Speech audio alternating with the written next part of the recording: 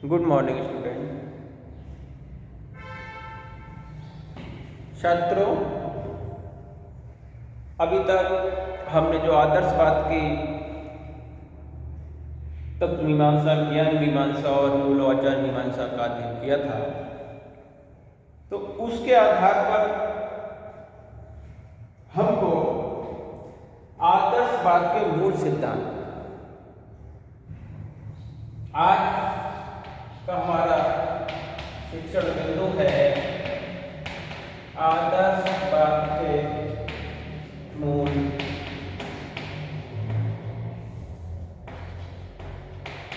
सिद्धांत।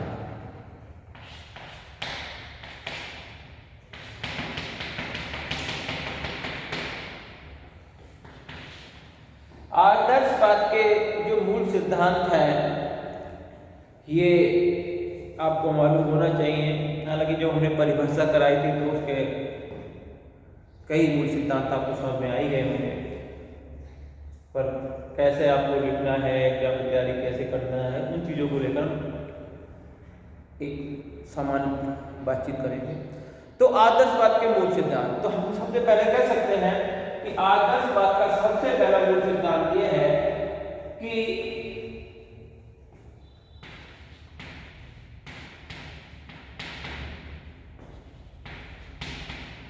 यह ब्रह्मांड ईश्वर द्वारा निर्मित है।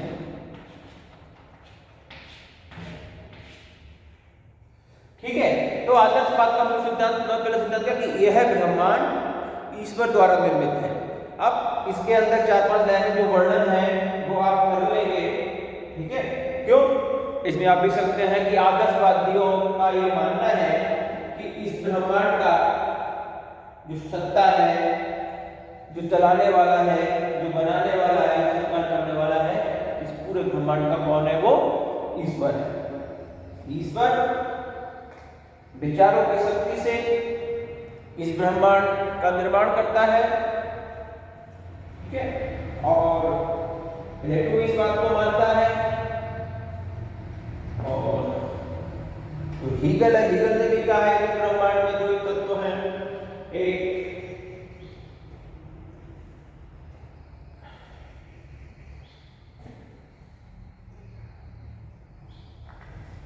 आत्मा या विचार और दूसरा उदगल अर्थात पदार्थ। तो ये हमारा आदर्शवाद का पहला मूलभूत सिद्धांत है कि इस ब्रह्मांड या यह ब्रह्मांड ईश्वर द्वारा निर्मित है। आदर्शवाद के दूसरे मूलभूत सिद्धांत की बात करें तो वो हो जाता है कि इस भौतिक जगत की अपेक्षा जो आध्यात्मिक जगत है वह श्रेष्ठ है। हम दूसरे भौतिक सिद्धांत इसको आप वर्णन अपने आप कर लेंगे। ठीक है,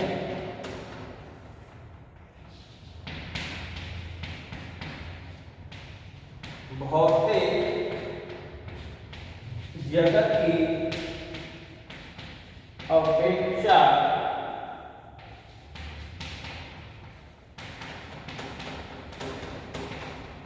आध्यात्मिक जगत श्रेष्ठ है।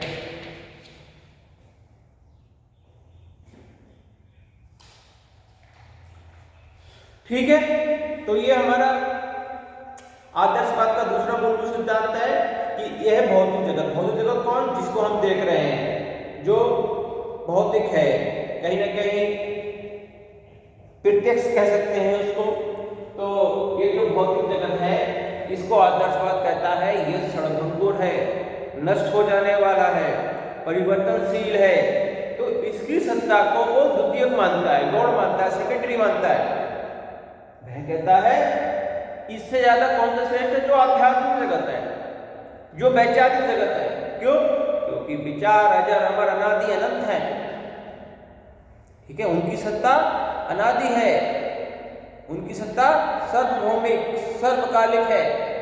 तो इसलिए आदर्शवाद इस बात को कहता है कि यह जो भौतिक जगत है, जिसको हम अपनी इंद्रियों के द्वारा प्रत्यक्षीकरण कर रहे हैं, वह जगत श्रेष्ठ उसकी अपेक्षा नहीं है और आध्यात्मिक जगत श्रेष्ठ है। जैसा कि आपने जब आचार इसकी तत्व मीमांसा ज्ञान मीमांसा पढ़ी थी तो आपको समझ में आ गया होगा, तो इसको आप आगे चल के लिख लेंगे। अब जो इसका तीसरा है, तीसरा इसका मूलभूत सिद्धांत यह है कि आत्मा एक आध्यात्मिक तत्व है।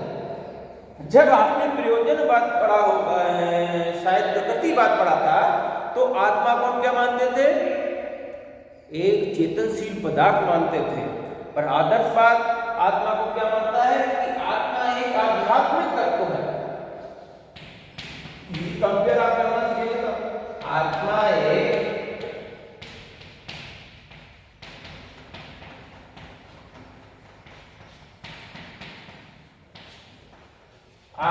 एक आध्यात्मिक तत्व है। ठीक है, आत्मा एक आध्यात्मिक तत्व है और परमात्मा एक सर्वश्रेष्ठ आत्मा है।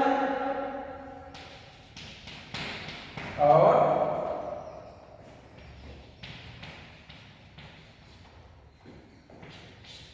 परमात्मा एक सर्वश्रेष्ठ। ठीक है, जबकि आपने प्रकृतिवाद में क्या पढ़ा था? प्रकृतिवाद आत्मा को क्या मानता है? आत्मा एक चेतनशील तत्व है। ठीक है, और जो समाप्त हो जाता है, जो मनुष्य समाप्त होता है पदार्थ के साथ, और परमात्मा को नहीं मानता है। प्रकृतिवाद के अनुसार परमात्मा का कोई अस्तित्व नहीं है, परमात्मा का कोई वजूद नहीं है। लेकिन आदर्शवाद का मूलभूत सिद्धांत क्या कहता है कि आत्मा एक आध्यात्मिक तत्व है और परमात्मा सर्वश्रेष्ठ आत्मा है। ठीक है, तो जो आदर्शवाद की थ्योरी है वो, हालांकि इस मूलभूत सिद्धांत को लेकर विभिन्न आदर्शवादियों में अपने अपने विचार हैं। ठीक है, लेकिन ये सत्य है कि हम आदर्शवादी परमात्मा को मानते हैं, आत्मा को भी मानते हैं। ठीक है, कुछ लोग आत्मा को इस प्रकार से मानते हैं। ठीक है, तो ये इस प्रकार आप ये इसको आप कर लेंगे। तो आदर्शवाद का जो तीसरा मूलभूत सिद्धांत हो गया वो हो गया आत्मा को लेकर। अब जो आदर्शवाद का तीसरा मूलभूत सिद्धांत है, ये वो सिद्धांत है जिन पर आदर्शवाद खड़ा है। ठीक है, तो जो तीन से चौथा हो गया वो हो गया मनुष्य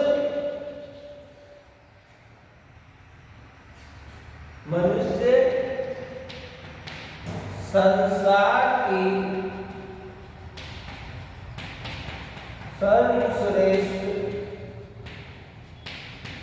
रचना है। मनुष्य संसार की सर्वश्रेष्ठ रचना है। आदर्शवाद मानता है कि मनुष्य संसार की सर्वश्रेष्ठ रचना क्यों है? क्योंकि आदर्शवाद इस बात को मानता है कि मनुष्य के पास अन्य जीव जंतुओं की अपेक्षा आध्यात्मिक शक्तियों का भंडार है। आध्यात्मिक शक्तियां अधिक है, चाहे वो चिंतन करने की हो, चाहे विचार करने की हो, बहुत सी शक्तियां हैं। तो इसलिए वो कहता है कि मनुष्य संसार की सर्वश्रेष्ठ रचना है। अब जो पांचवा इसका मूलभूत सिद्धांत है वो ये है कि मनुष्य का विकास आध्यात्मिक शक्तियों तथा भौतिक शक्तियों के विकास पर निर्भर करता है।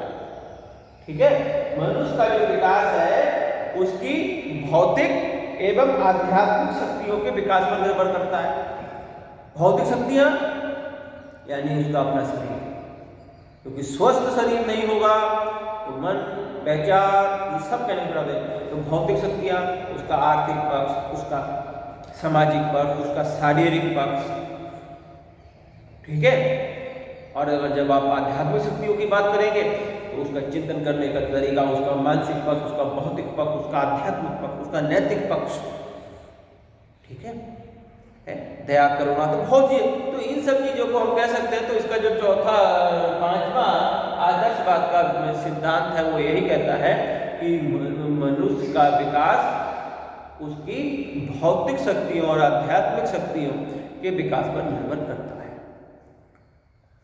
ठीक है, तो हम कह सकते हैं कि मनुष्य वह पक्षी है जिसका एक पंख आदर्शवाद या एक पक्ष आध्यात्मिक और दूसरा पक्ष भौतिक, और ये प्रत्यक्षीकरण भी है।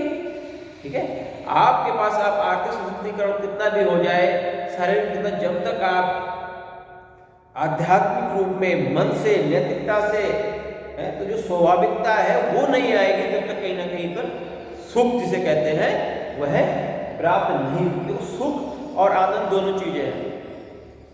सुख इंद्रियों का विषय है और इंद्रियों की जो लालसा है वो कभी संतृप्त नहीं हो सकती। ठीक है, जैसे आपकी जिभ्या है, उसको गोलगप्पे खाना है, ठीक है, तो उसको सुख मिल रहा है जब तक आप गोलगप्पे खाएंगे, उसके बाद तो नहीं मिल रहा है ना। ठीक है, और ये कभी संतृप्त नहीं हो सकती। और जो आनंद है वो सुख का बहुत बड़ा भाई, बहुत बड़ा समूचा आनंद है। ठीक है, तो आनंद इंद्रियों से परे है, आनंद मन का, भावनाओं का वैचारिक विषय है। ठीक है, तो इसका जो चौथा सिद्धांत था वो आप लोग समझ गए, पांचवा। फिर इसका जो छठा है वो ये है कि मनुष्य जीवन का उद्देश्य या मनुष्य जीवन का अंतिम उद्देश्य आत्मानुभूति है, अपने आप को जानना है, ईश्वर की प्राप्ति है, मोक्ष की प्राप्ति है, आवागमन के चक्र से मुक्ति है। तो आदर्शवाद के अनुसार मनुष्य का अंतिम उद्देश्य आत्मानुभूति है, अपने आप को जानना, आत्मा परमात्मा के समझना। ठीक है, करनी अकरनीय को समझना, कौन से काम करें कौन से नहीं करना है, खाद्य खाद्य को समझना, क्या खाना है क्या नहीं खाना है। भौतिक रूप में नहीं, आध्यात्मिक रूप में भी इनको समझना है, क्योंकि सिद्धांत है जैसा खाओ, जैसा खाएंगे अन्न वैसा बनता है मन। क्यों? ये सब आध्यात्मिक बातें हैं, तो इनको आपको समझना पड़ेगा। और फिर इसका जो नेक्स्ट जो मूलभूत सिद्धांत ये है कि आत्मानुभूति अथवा ईश्वर प्राप्ति के लिए जो आध्यात्मिक मूल्य हमने बताए थे, सनातन मूल्य हैं सत्यम, शिवम और सुंदरम, उनको प्राप्ति अत्यंत आवश्यक हो जाती है। ठीक है, क्यों? क्योंकि सत्य वही है जो शिव है, शिव अर्थात कल्याणकारी, और कल्याणकारी वही है जो सुंदर है। अब सुंदर की जो परिभाषा है वो व्यक्ति विशेष या एक बहुत विस्तृत है। ठीक है, तो आत्मानुभूति के लिए आपको सत्यम, शिवम और सुंदरम की जो आध्यात्मिक मूल्य है, ये सनातन मूल्य है, इनकी प्राप्ति करना होगा। और ये जो आध्यात्मिक मूल्य है इनकी प्राप्ति करने के लिए आपको नैतिकता प्राप्त करनी होगी या आपके आचरण नैतिक होना चाहिए। ठीक है, तो नेक्स्ट पॉइंट हो जाएगा कि आध्यात्मिक मूल्यों सत्यम और सुंदर, सत्यम शिवम सुंदरम की प्राप्ति के लिए मनुष्य को अपने नैतिक आचरण में सुधार करना होगा। ठीक है, तो ये इसके मूलभूत सिद्धांत हैं। ठीक है, और इन सिद्धांतों को आप लोग कर लेंगे। हाँ, एक अलग सिद्धांत ये भी है, जो आदर्शवाद का थोड़ा बताता है कि राज्य एक सर्वोच्च सत्ता है। इसको मैं यहां पे लिख देता हूं, राज्य एक सर्वोच्च सत्ता है।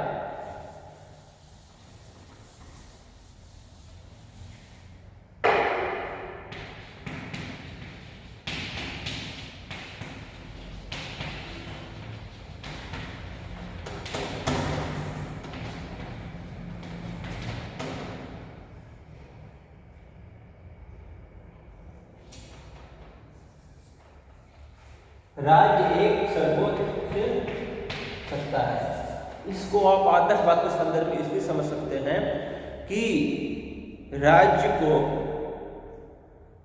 आदर्शवाद व्यक्ति से ऊपर मानता है।